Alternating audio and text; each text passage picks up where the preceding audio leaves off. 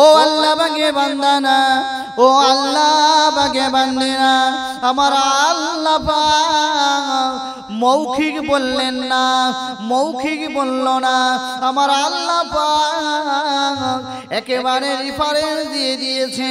এবং আমার আল্লাহ পাক আমাদেরকে সৃষ্টির সেরা বানিয়েছে। এটা মৌখিক নয়, এটা দলিল ভিত্তিক, আমাদের সকলেরই জানা আছে।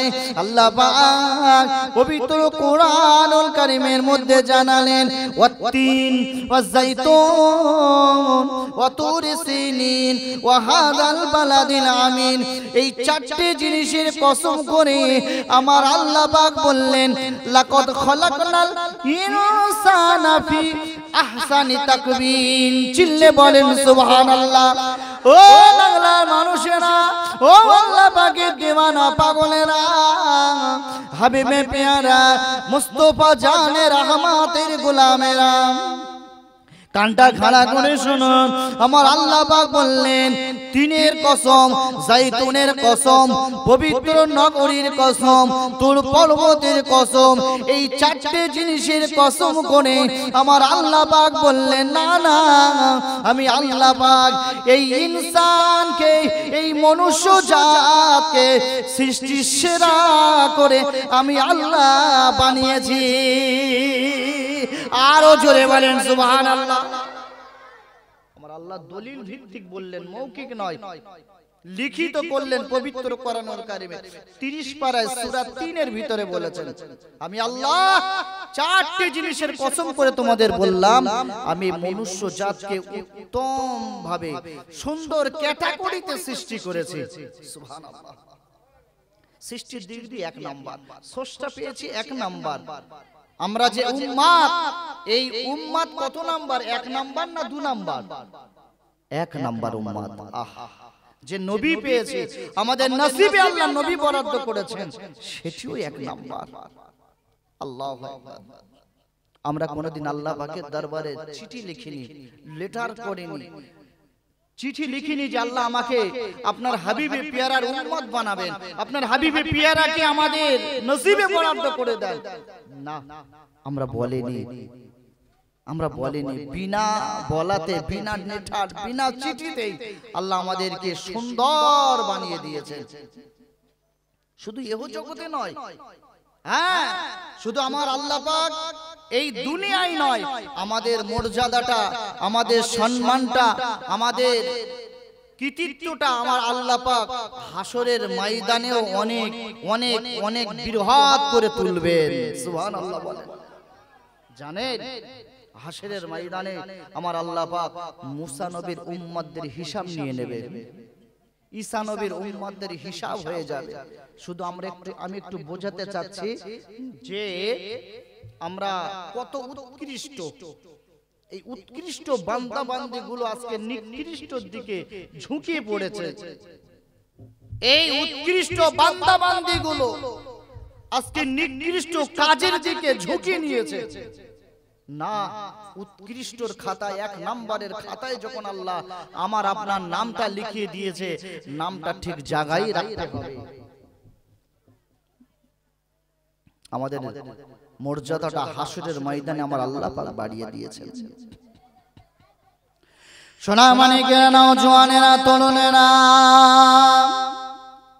ও আল্লাহ বাগে বান্দারা, ও আল্লাহ বাগে বান্দিরা, আমার আল্লাহ পাক হাসরের ময়দানে মুসা নবী উম্মত উম্মতিদের হিসাব নিয়ে নেবে, দাউদ নবীর উম্মত উম্মতিদের হিসাব নিয়ে নেবে, জাকারিয়া নবীর উম্মত উম্মতিদের হিসাব হয়ে যাবে, ইয়াহইয়া নবীর উম্মতের হিসাব হয়ে যাবে, নূহ নবীর উম্মতের হিসাব হয়ে যাবে। জাহান্নামীরা জাহান্নামে চলে যাবে, জান্নাতীরা ওয়েট করবে, জান্নাতীরা তাকিয়ে থাকবে, অধীর আগ্রহে তাকিয়ে থাকবে।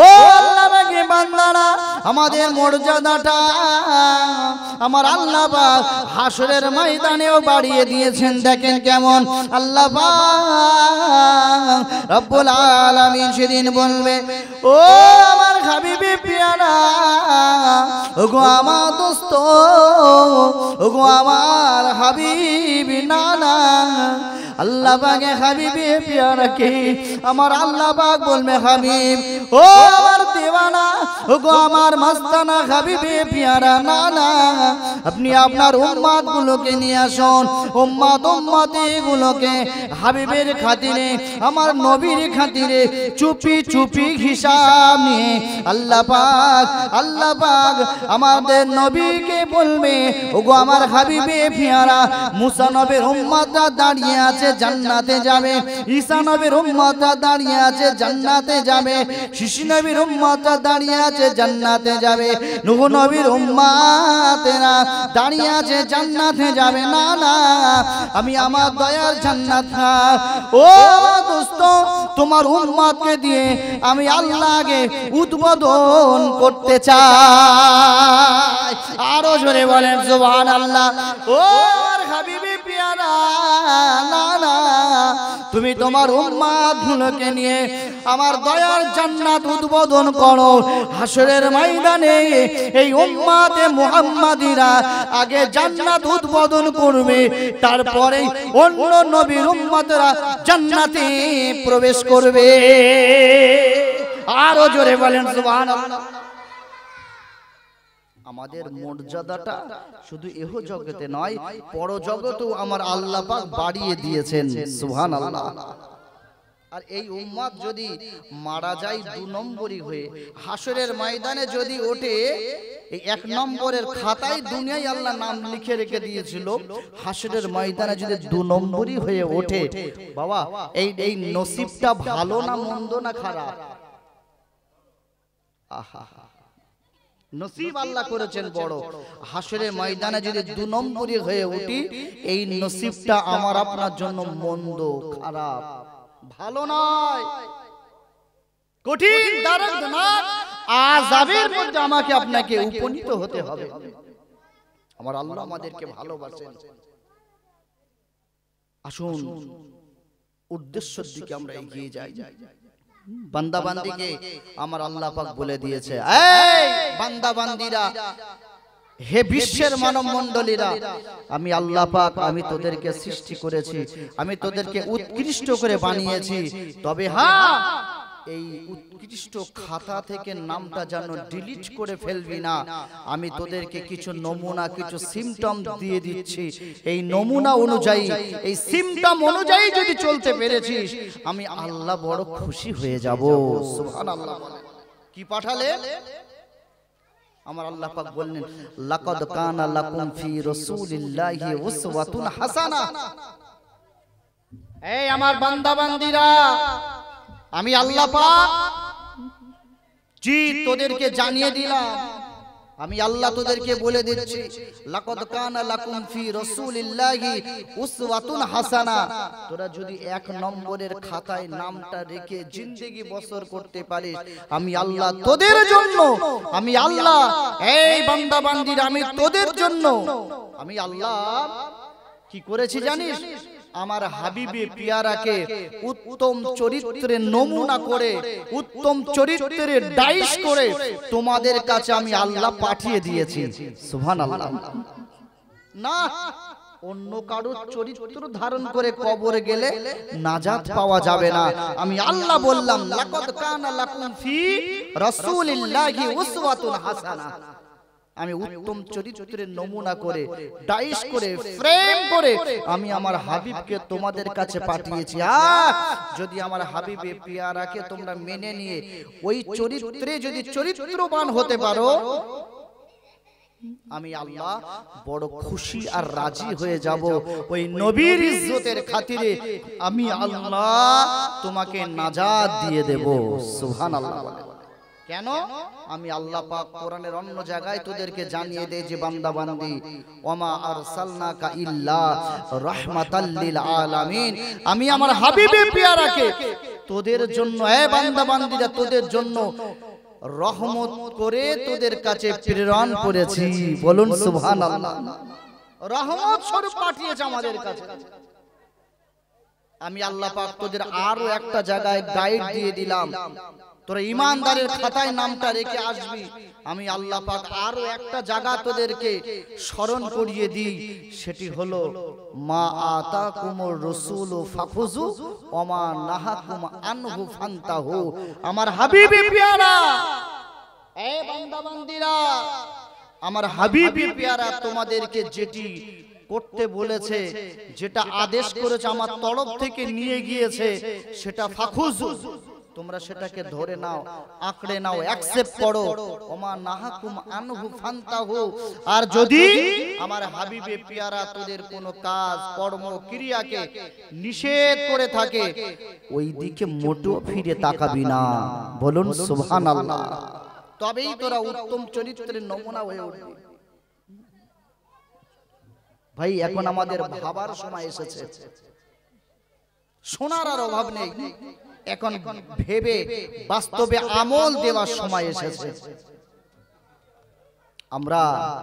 আমরা একেবারে হতাশ, আমরা একেবারে হতবাক, আমরা আমাদেরকে নিয়ে রিসার্চ করতে শিখিনি। এত স্বর্ণকে এত ডিস্টার্ব করলে কথা বলা যায় না, মাইন্ড ফ্রি রাখতে হয়। এইভাবে কথা হয় না। বাবু তোমরা এত কথা বলছো কেন? এত কথা বলতে নেই। না না, ওই বড় মানুষদের মাঝখানে বাচ্চাদেরকে বসিয়ে দেন, আর নচেত অসুবিধা, কথা বলা যায় না, ডিস্টার্ব হয়। দুরূদ শরীফ আল্লাহুম্মা সাল্লি আলা।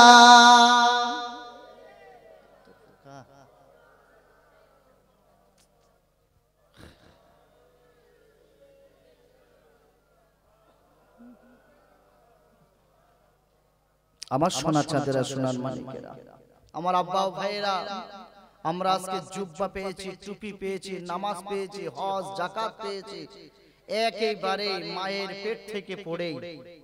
আমরা এর পিছনে যে কত কষ্ট আমার নবীর ছিল, আমার নবীর কতটা কষ্ট, কত মেহনত ছিল, আমরা কোনোদিনের জন্যই একবারও রিসার্চ করিনি।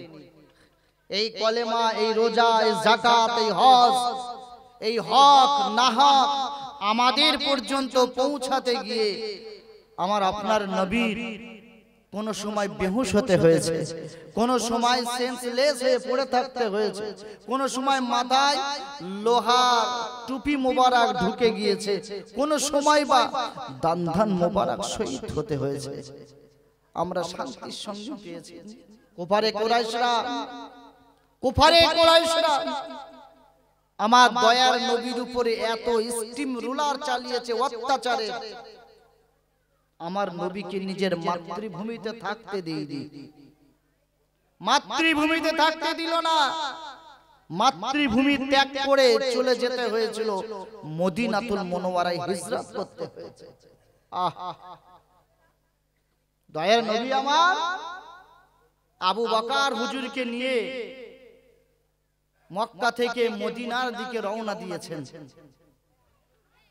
মদিনার অলি দিয়ে গলি দিয়ে পাহাড়, কোন জায়গায় উঁচু, কোন জায়গায় নিচু। এখন তো আলহামদুলিল্লাহ মাশাআল্লাহ সৌদি সরকার মক্কা মদিনার রাস্তাগুলো একেবারে সুন্দর ঝকমকে করে দিয়েছে, গাড়ি ঘোড়ার সুবন্দোবস্ত আছে। মক্কা থেকে মদিনা কম বেশি 400 থেকে 450 কিলোমিটার, কেউ বলেছে 420 কিলোমিটার একটা রাস্তা। এই রাস্তার ভিতরে খুব বেশি আপনি বাম্পার পাবেন না, গাড়ি যাচ্ছে না দাঁড়িয়ে আছে বুঝতে পারবেন না। সুবহানাল্লাহ বলেন। কিন্তু আমার মায়ার নবী, দরদি নবী, তার দোস্ত, তার বাল্যকালের বন্ধু, তার কিশোরের শৈশবের বন্ধু আবু বকরকে সঙ্গে করে নিয়ে পা পা করে এগিয়ে যাচ্ছে। অত্যাচারের স্টিম রুলার অত্যাচার সহ্য না করতে পেরে